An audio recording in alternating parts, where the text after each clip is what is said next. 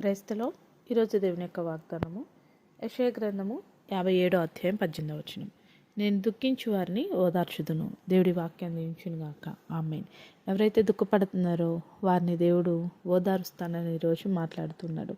నువ్వు ఏ విషయాన్ని బట్టి దుఃఖపడుతున్నావో, ఏ విషయాన్ని బట్టి కలవరపడుతున్నామో, నా దుఃఖము ఎవరికి కనబడట్లేదు, నేను ఈ విషయంలో దుఃఖిస్తున్నాను, ఈ సమస్యను బట్టి దుఃఖిస్తున్నాను, ఈ శోధన బట్టి దుఃఖిస్తున్నాను, నన్ను ఓదార్చేవారు ఎవరు లేరు, నాకు సహాయం చేయవారు ఎవరు లేరని అధైర్యపడుతున్నావా, కృంగిపోతున్నావా? ప్రియకుమార్తె దేవుడు చెప్తున్నాడు, దుఃఖిస్తున్న నిన్ను దేవుడు ఓదారుస్తానని.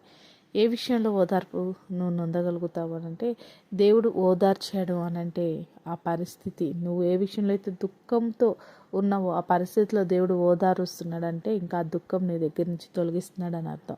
కాబట్టి దేవుడు నిన్ను ఓదారుస్తానికి సిద్ధంగా ఉన్నాడు. దుఃఖించు వారిని నేను ఓదార్చుదును అంటున్నాడు.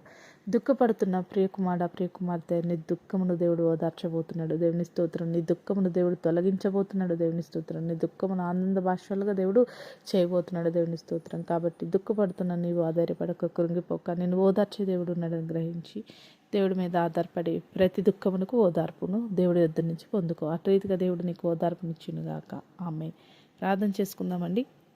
సకల ఆశీర్వాదాలకు కారణభూతుడమైన మా ప్రియ పరలోకపు తండ్రి, ఈ యొక్క ప్రార్థనలకు ఇచ్చిన ప్రతి బిడ్డని జ్ఞాపకం చేసుకో. ఏ విషయంలో బిడ్డలు దుఃఖపడుతున్నారో వారిని ఆ పరిస్థితుల్లో నువ్వు ఓదార్చి వారికి సహాయం చేయమని యేసు నామములో ప్రార్థిస్తున్నాం తండ్రి. ఆమేన్.